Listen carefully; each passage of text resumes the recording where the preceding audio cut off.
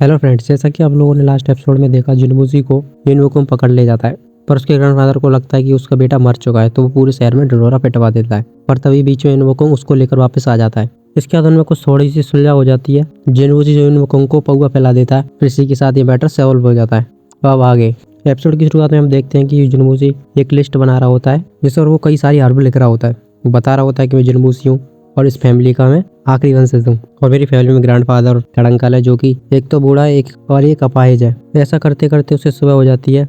उसकी आंखों के नीचे डार्क सर्कल बन जाते हैं, पर वो अपनी लिस्ट सर पूरी कंप्लीट कर लेता है। वो सभी हब्स को उस पर लिखने के बाद कायर से कहता है, कायर चलो चलते हैं बाहर। फिर वो कायर के साथ बाजार में घूमने लगता है। बाजार में वो हर दुकान पर जाता है सामान देखने, जो कि उस अपने साथ लिस्ट लाया था। कायर अपनी लिस्ट निकाल कर सबको दिखा रही होती है कि ये तो वही दुकान पर है, पर काफी दुकानों पर सामान नहीं मिलता। ऐसा करते करते वो दोनों लोग परेशान हो जाते हैं। तभी लियरन उन दोनों को देख लेता है। एक दुकान का मालिक कायर से वो लिस्ट लेकर सीधे लियरन के पास आ जाता है और कहने लगता है जिनवूजी सब चीजें खरीदने की कोशिश कर रहा है। लियरन उस लिस्ट को ध्यान से देखता है और फिर कहने लगता है वो इन सभी चीटों में कुछ छुपाने की कोशिश कर रहा है। एक काम करो, उसको नॉर्मल सी हब्स दे दो और भगा दो यहाँ से। इसके बाद वो सभी हर्ब्स को लदवा लेता है। तभी यहाँ पर टांगयान आ जाता है और कहने लगता है, तो डैंग मास्टर तुम क्या कर रहे हो यहाँ पर। फिर बाहर निकलने का तो तुरंत ही किताब दिखाने लगता है। देखो देखो, ये बहुत ही अच्छी जगह है, यहाँ पर हमें बहुत अच्छी चीजें मिल सकती हैं। उसकी वो देखने के बाद जिनवूजी उसको अपने रथ में बैठा लेता है और वहाँ से ले जाता है।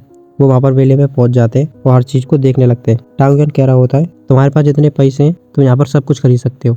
ये सब देखकर जिनवूजी कह रहा होता है कि तुम चाहे कहीं पर भी चले जाओ, पर पैसे का भाव कम नहीं होता, वो वैसे का वैसा ही रहता है। इसके बाद वो दोनों आगे चले जाते हैं। वो एक जगह पर कुछ चीज खरीदने वाले होते हैं। टांगयान पैसे दे ही रहा होता है, तभी दो लोग आ जाते हैं, जो कि उन्होंने पहले टांगयान से उसकी वाइफ भी गिरवी रखवा ली थी, जो कि लियरन के लिए काम करते थे।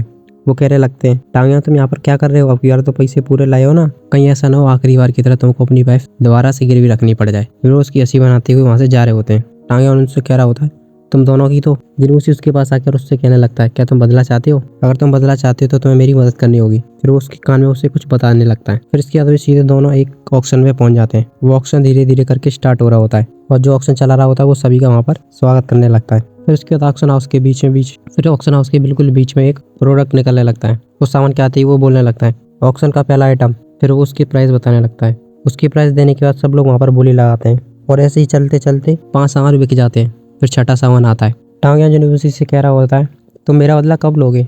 ऐसे करते रहे तो सारा सामान बिक जाएगा यहाँ पर और कुछ भी नहीं बचेगा। ये सुनने का जिनवूजी उससे कहने लगता है, जरा सब्र करो, समय आने दो जरा। अंडर सी जाड़े कर्ल। उसको देखते ही वे दोनों थोड़ा सा उधड़कने लगते हैं। उन दोनों को ऐसा करते जिनवूजी देख लेता है और सोचने लगता है, तो अच्छा ऐसी बात है, ये लोग इस आइटम को खरीदना चाहते हैं। फिर उसके बाद वो खड़ा होता है। फिर टांगयान से कहने लगता है, टांगयान जैसा मैंने तुम्हें बताया तुम्हें वैसे ही करना है। वो लोग इस आइटम को खरीदने वाले हैं, जैसे इस आइटम का प्राइस बोले उससे पहले ही तुम ज्यादा प्राइस लगा देना। इसके बाद वो लोग भी प्राइस लगाने लगेंगे, तब देखना मजा आएगा। इस पर टांगयान उससे कहने लगता है, मैं तो मरा जा रहा हूँ ये देखने के लिए। हमें दोनों की तरफ दिखा रहे होते हैं। वो कह रहा होता है, जल्दी लेके आओ जल्दी लेके आओ। ऑक्शनर बोल रहा होता है, 10 स्क्वायर लियांग, चलो सब लोग अपने प्राइस लगाना शुरू करो। तभी टांगयान एकदम से बोलने लगता है, ये मास्टर 1 मिलियन कॉइन लगाता है। ये सुनते ही वो ऑक्शनर और वो दोनों लड़के एकदम चौंक जाते हैं और उससे कहने लगते हैं, टांगयान क्या तुम पागल हो? इस पर टांगयान उस पर स्टाइल मारते हुए कहने लगता है, नहीं नहीं, मैं तो सिर्फ रिच हूँ, अमीर बाप की औलाद हूँ, क्या कर सकता हूँ। इसके बाद वो दोनों भी प्राइस बढ़ाने लगते हैं और कह रहे होते हैं 1,200,000 कॉइन्स। इस पर टांगयान 4 मिलियन कॉइन लगा देता है। ये सुनने का सभी लोग चौंक जाते हैं। उस मोटे को गुस्सा आ जाता है और उसके हाथ में जो सामान होता है उसे जमीन पर फेंक देता है और कहने लगता है,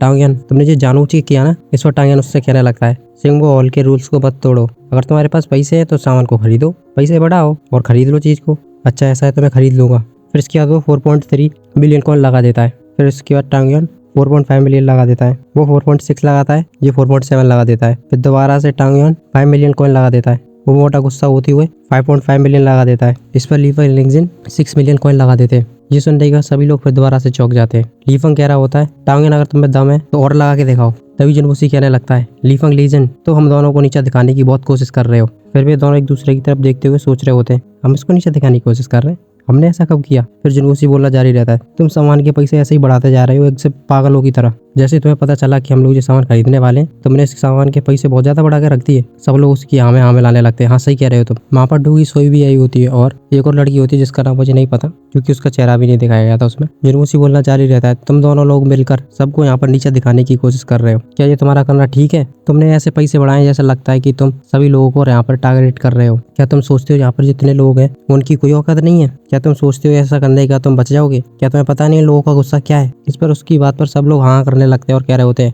सही कह रहा है, ये सही कह रहा है। वहाँ पर जितने भी लोग थे वे इन दोनों पर चढ़ने लग जाते हैं। जिनवूसी टांगयान से कह रहा था जैसा हमने सोचा वैसे ही हुआ, देख लो। इस पर टांगयान उससे कहने लगता है हाँ सही कह रहे हो। तो सभी लोग उस पर गुस्सा करने लग रहे हैं। जिनवूसी कह रहा होता है हमें तो सिर्फ लोगों को गुस्सा दिलाना आना चाहिए, बस काम तो अपने आप हो जाएगा। अब देखो क्या होता है इन लोगों का। इसके बाद ऑक्सनर कहने लगता है सब लोग शांत हो जाओ, शांत हो जाओ। इसी के साथ ये जाड़े कर ली जंगलियों का हुआ। फिर अगला सामान आ जाता है। वो बोलने लगता है बर्निंग लोटस आ चुका है। जिनवूसी टांगयान से कह रहा होता है मोटे चाहे तुम कुछ भी करो पर मेरे को ये सामान चाहिए। इस पर वो कहने लगा चिंता मत करो, ये तो है मास्टर, मैं अभी लेता हूँ। वो ऑक्सनर सामान के पैसे बोलने वाला होता है उससे पहले ही टांगयान कहने लगता है 220,000 गोल्ड कॉइन। ये सुनकर सब लोग शॉर्ट रह जाते हैं और जिनवूसी भी मुंह फाड़ के रह जाता है। सब लोग कह रहे होते हैं इसने कितने रुपए बोले अभी। जिनवूसी कह रहा होता है तुम तो बहुत ही ज्यादा इंटरेस्टिंग हो टांगयान। इधर पे सेकंड प्रिंस को दिखाने लगते हैं। उसके पास लियोरन आया होता है। वो कह रहा होता है सेकंड प्रिंस ऑक्शन हाउस में बहुत ही अच्छा मीट बिक रहा है, तुम लेने क्यों नहीं गए। इस पर वो उससे कहना लगता है ये सब मीट मेरे काम का कहाँ है, मेरे काम की तो सिर्फ दारू है, आओ चलो मैं तुमको दिखाता हूँ। फिर इसके बाद वो अपने कमरे की खिड़की खोल देता है और कहने लगता है ये देखो यहाँ का जो नज़ारा है वो कितना बढ़िया है कि नहीं, हाथ में दारू का गिलास और यहाँ आराम से बैठकर ये नज़ारे देखो तुम। तभी लियोरन कहने लगता है मुझे सेकंड प्रिंस ने अपने सपने पर गिव अप कर दिया है। इसके बाद ही तभी एक आदमी दो आदमियों को लेकर आता है आसमान में और खिड़की के द्वारा अंदर फेंक देता है। लियोरन कहता है मैं बस रास्ते पे जा रहा था, तभी मैंने आधे रास्ते में दोनों को पकड़ लिया। ये लोग प्रिंसेस रेमो के पास जा रहे थे उससे मिलने, तो इसलिए मुझे लगा कि इनको रोकना ठीक रहेगा। फिर उसके बाद उन लोगों की गर्दन काट देता है। सेकंड प्रिंस कहने लगता है लियोरन ये क्या करने की कोशिश कर रहे हो।